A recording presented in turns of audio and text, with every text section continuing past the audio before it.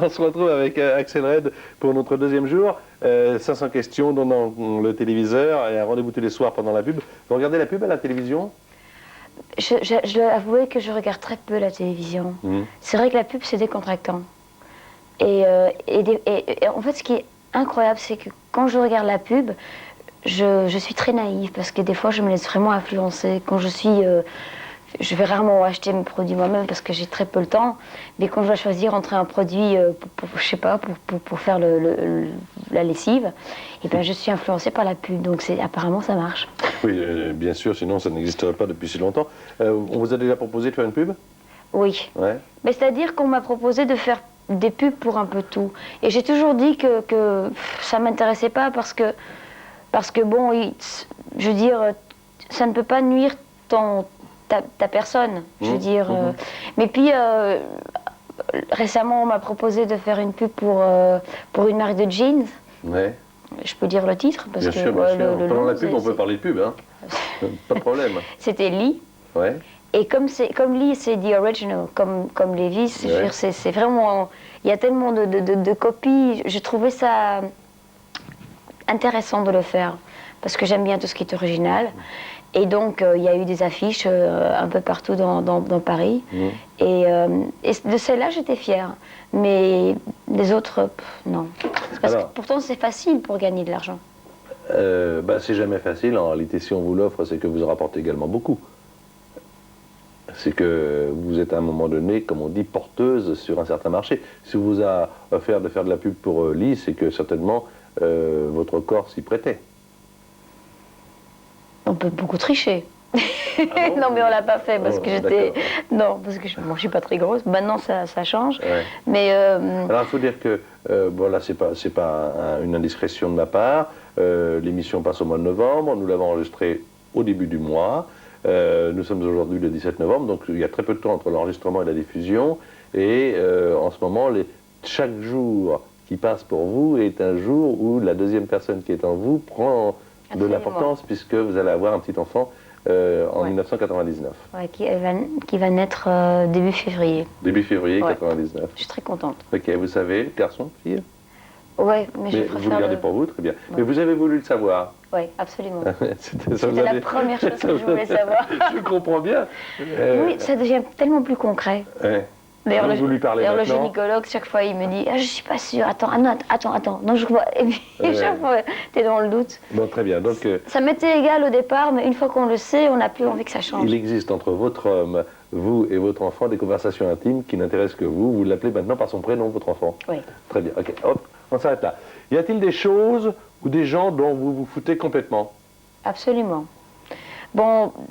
Déjà, pour commencer, des choses, c'est vrai que tout ce qui est matériel, je m'en fous un petit peu, parce que je trouve qu'on peut se détacher très facilement du matériel. Ça ne veut pas dire que j'aime pas les beaux objets, j'aime beaucoup les beaux vêtements,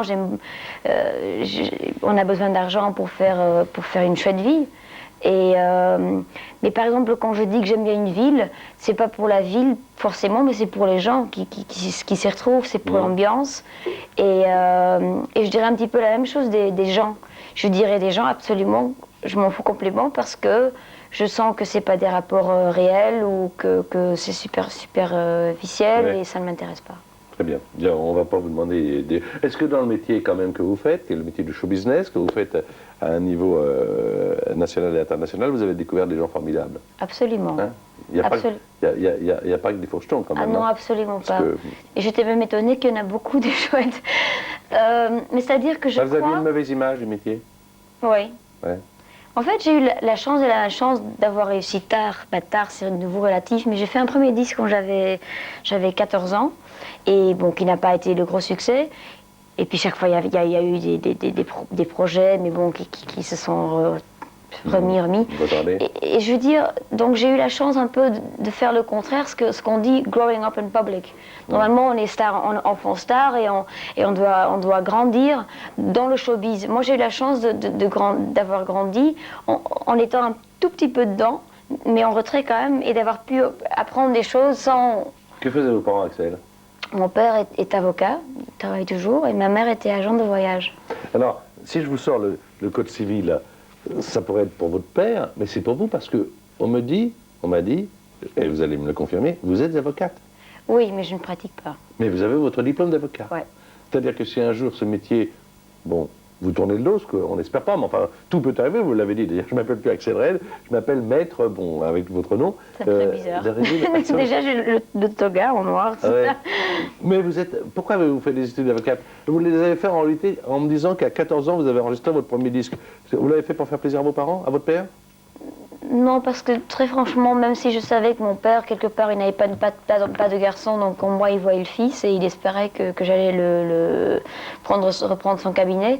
Mais ce que j'ai toujours apprécié en lui, c'est que, parce que j'avais une mère qui était passionnée, qui voulait absolument me pousser et m'aider à devenir ce que je voulais faire, donc chanteuse, mon père disait, il y en a tellement qui chantent bien. Mais il m'a jamais poussé à faire des études. Il m'a toujours laissé le choix. Mais... parce que je dois avouer, quand j'ai commencé le droit, il a su que 6 mois après, parce que je ne lui ai pas dit, je savais qu'il allait être trop content. Mais je n'ai jamais commencé le droit en me disant que c'était pour devenir avocate, parce qu'en même temps, j'étais en contact avec une nouvelle firme de disques, j'ai enregistré une chanson. Pendant mes études, j'ai eu mon premier succès en Belgique. Donc, mais j'étais jusqu'au bout. Oui, alors pourquoi? Parce que... un côté, alors à la fois vous avez un côté, je dirais, bohème, un côté, oui, un côté bohème, un côté fête, un côté aventure, et à la fois vous avez comme fait des choses jusqu'au bout alors que vous n'y croyez plus, enfin c'était plus une grosse envie quoi. Mais je trouvais que, bon, j'ai eu mon premier succès, j'étais en 3e année, et j'avais fait tellement d'efforts pour obtenir ces 3 années, parce que c'est quand même, surtout quand on ne va pas au cours pendant l'année, c'est beaucoup d'efforts à la fin de l'année. Et je trouvais que j'avais fait tellement d'efforts que je me dis, je vais jusqu'au bout. Alors, en plus, rien que par respect, si vos parents vous payent 3 années d'études, je trouve que rien que par respect pour vos parents, on termine ses études. Chez nous, c'est 5 ans, c'est long. Et en plus, je me disais, j'avais remarqué que ça faisait tellement longtemps que je chantais, que je me disais, il vaut mieux que je termine parce que il se peut que ça ne marchera plus. Vous avez des frères et des sœurs? J'ai une sœur. Une sœur qui fait quoi aujourd'hui? Ma sœur, elle travaille dans une boîte de publicité. Elle est account manager. Et elle m'a dit qu'elle va bientôt devenir directeur. Tant mieux pour elle, donc ouais. Vous la félicitez. Vous vous entendez bien? Vous vous voyez assez souvent? Elle habite au-dessus de chez moi, chez nous. Vous êtes restés extrêmement proches. Ouais. Une autre question. Est-ce qu'on peut aimer pour la vie? Je sais qu'il y a beaucoup de gens qui pensent que non, qu'on est fait pour avoir qu'une relation au-delà de 10 ans n'a plus aucun intérêt. Moi, je crois que oui. Une autre question, parmi toutes celles qui sont dans ce téléviseur, quel genre de musique écoutez-vous? Bon, ben, c'est celle qui a fait l'objet, par exemple, de votre concert hier soir au Palais des Congrès. Il y en a 500. Hein. Des questions, donc c'est complètement au hasard. Ben, c'est-à-dire j'écoute ça, mais je veux dire que j'écoute parce que je suis quand même aussi blanche, donc j'aime bien aussi des bons compositeurs comme une Carole King, Burt Bacharach. J'aime bien Dolly Parton, ça étonne les gens, mais j'aime bien la musique country aussi. Donc j'écoute un peu de tout. J'aime bien Aznavour. Dolly Parton, d'ailleurs, en commun avec vous, je crois qu'elle a fait de la pub pour un jean également. C'est vrai? Ouais, absolument. Parce que le mien, le lit que je portais, il s'appelait Dallas Jeans. Alors il se peut qu'elle ait apporté le même. Je ne sais plus, en tout cas la marque. Elle aurait pu faire une. Non, mais je parle du jean, hein, je parle du bas. Alors, petit, vous rêviez d'être. Alors, pompier pour les garçons ou infirmière? Vous rêviez d'être quoi quand vous étiez petite, toute petite? Chanteuse. Quoi, pas à l'âge de 5-6 ans? 6 ans. Non. Si. J'étais une grande fan du groupe ABBA. Et avec ma copine, on les imitait. On chantait, hein. On les imitait à des fêtes, à tout. Sauf devant ma famille, j'étais timide. Devant ma famille, je ne voulais pas. Et ma copine, elle fait complètement autre chose. Et je n'ai jamais abandonné ce rêve. Je crois que c'est ça qui a fait que quand j'ai eu toute cette attente entre mon premier single que j'ai fait à 14-15 ans et mon premier album qui est sorti 10 ans plus tard, c'est pour ça qu'il s'appelait Sans plus attendre, je crois que c'est à cause de... parce que c'était un rêve d'enfant que j'ai continué. Alors, je vais vous proposer, moi, d'écouter Simply Red. Il y aura des inscriptions vous concernant, on va prendre des j'aime pas vous concernant. Puis après, j'ai un petit cadeau à vous faire concernant... le bébé. Pas le code civil quand même. Non, c'est un livre, mais qui n'a rien à voir avec la loi. Mais si, c'était la loi des sentiments, vous verrez. All right.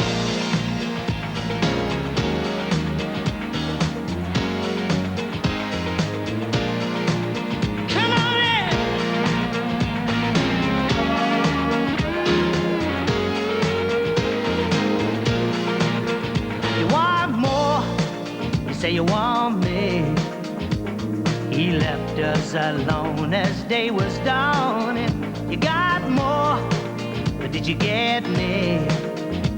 Red sleeps after sunrise has fallen. You're hardcore, you're hard on me.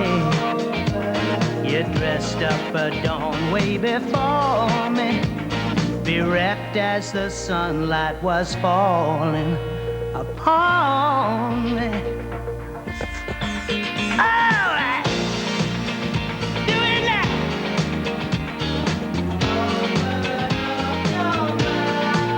Come down. Oh yeah, baby. To be free, or to feel free. The first one. Alors, un raid peut en cacher un autre, hein, Simply Red et Axel Red. Oui, alors, on a appris que vous aimiez composer, on en a parlé d'ailleurs hier, que vous aimiez l'humour, la fidélité, on le sent bien, que vous n'aimiez pas les menteurs, bah, c'est assez cohérent avec ce que vous aimez quand vous dites ça, que vous n'aimiez pas les lâches, les Non. rillettes. Des fois, les hommes sont lâches. Oui, oui. C'est vrai, c'est vrai. Pas tous, hein. C'est vrai. Les femmes aussi, de temps en temps. Pas, De temps en temps. faut arrêter de faire des généralités. Non, mais hein, c'est vrai, que parce qu'il y a des femmes Ouais. qui... Ouais, non, c'est vrai. Non. Mais quand même, les hommes sont D'accord, plus lâches je que peux les arrêter femmes. de quand même. Vous n'aimez pas les rillettes et les abats. Non. Ah, voilà, ok. Mais je sais que la cuisine française, elle est... J'adore la cuisine française, surtout les baguettes, fromage, j'adore. Alors j'ai deux choses à vous donner. Premièrement, et je voudrais remercier, je dis pas ça parce que ce sont les Belges et qu'on dit qu'à chaque fois les Belges sont super, mais là ils ont été vraiment très sympathiques, ils l'ont fait venir spécialement de la Belgique, ils sont venus, c'est bientôt la Saint-Nicolas et c'est le spéculoos. Alors ça, on a dit on Vous fait... saviez que c'était belge? Ah bah oui, mais attends, j'ai passé quand même une vingtaine d'années à RTL, donc on est très Absolument. proche de la Belgique. Vous Puis... savez que... Excuse-moi, je Non, vous vas-y, interromps. allez-y. Ma ville natale, qui s'appelle Assel, qui est tout près de Maastricht, le fameux Ouais. traité de la communauté européenne, en fait, c'est la ville spécialisée pour les spéculoos. Ouais. Alors c'est très bon, et c'est bientôt la Saint-Nicolas, et donc pensez pour tout le monde. Et il est un tout petit peu fêlé, mais c'est ma faute. Tu veux la tête? Je prendrai la tête tout à l'heure. Et puis alors là, j'ai un vrai beau Que des cadeau. cadeaux. J'ai un vrai beau cadeau. C'est ce livre d'une photographe géniale. Oh, Vous connaissez? je connais pas. Alors regardez-les. Regardez les enfants qu'il y a à l'intérieur. Regardez-les. Je montre à la caméra? Non, mais prenez votre aise, regardez-les tranquillement. C'est des photos d'enfants comme jamais, je crois, Les abeilles. Ah, c'est super. on a pu en voir jusqu'à présent.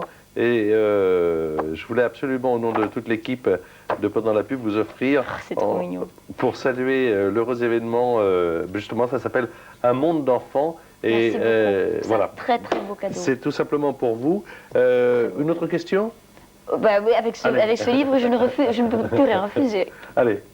Est-ce que vous faites vraiment ce que vous dites? Oui. Oui. J'ai toujours fait ce que je dis. D'accord. Pas de décalage entre... Non. C'est vrai qu'on ne peut jamais dire jamais, mais je ne dis jamais jamais. Je ne dis jamais jamais. Oui, je ne dis jamais, jamais. Donc je fais toujours ce que je dis. Très bien.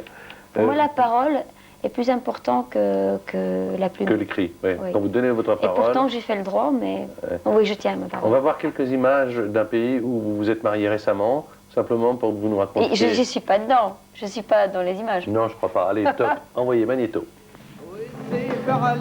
C'est Marrakech? Ouais. Pourquoi vous êtes marié là-bas? Parce que c'était très loin des caméras. C'est pour ça, c'était la raison. Non, pas que ça. J'avais été à Marrakech l'année avant et j'avais beaucoup aimé les pays. Je trouve que Coup de foudre. les couleurs qu'on a là-bas, c'est un petit coup de foudre. Et puis, mais c'est vrai que ça aurait pu être un autre pays parce que j'aime beaucoup l'Asie. Mais on n'avait qu'un week-end, parce qu'on a fêté pendant 3 jours avec que des amis très proches, et on ne voulait pas faire un voyage de 13 heures puis avoir le décalage horaire. Bien sûr. Mais c'était génial. Vous vous êtes marié quand? La même date que 10 ans avant, on s'est embrassés pour la première fois. Ah. C'était le 14 mars. 14 mars, 10 ans après. Vous aimez comme ça les rituels, commémorer, célébrer les anniversaires? Ah oui. Ouais. Hier, on a fêté avec ma famille, on a fêté 5 anniversaires en même temps parce que tout le monde a les anniversaires au mois d'octobre, novembre. Si, je trouve ça. Et j'adore recevoir et donner des cadeaux. Je suis comme un gosse quand il y a des cadeaux. Comme... Voilà, bah, écoutez, nous, ça nous fait plaisir de participer à ces fêtes-là. Qu'est-ce qui vous coupe l'appétit? Une autre question. Bah, des gens qui se disputent. Qui tout à coup, il y a des couples comme ça qui commencent à sortir leur... À se démonter. Absolument. Ça arrive. Et ça me coupe l'appétit.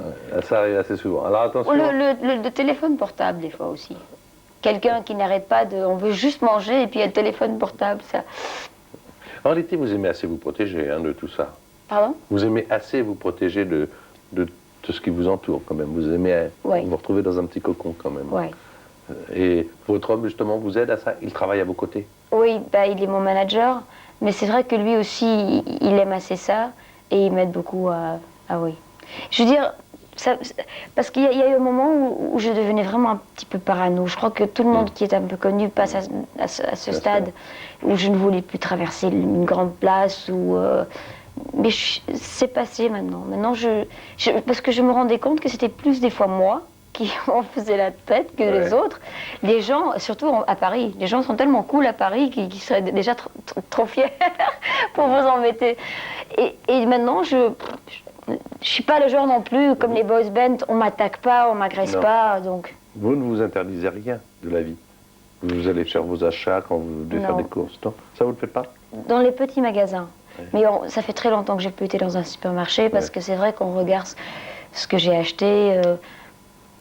il y a quand même quelques petits trucs qu'on ne peut plus faire. Par exemple, j'aimais beaucoup Saint-Tropez, on m'y voit plus parce qu'on risque d'être dans les magazines. Donc il y a quand même certaines choses qu'on ne fait plus. Interdisez. Ouais. On va pas s'interdire. Sinon, je vis toujours, et je fais la fête, non, j'aime la vie.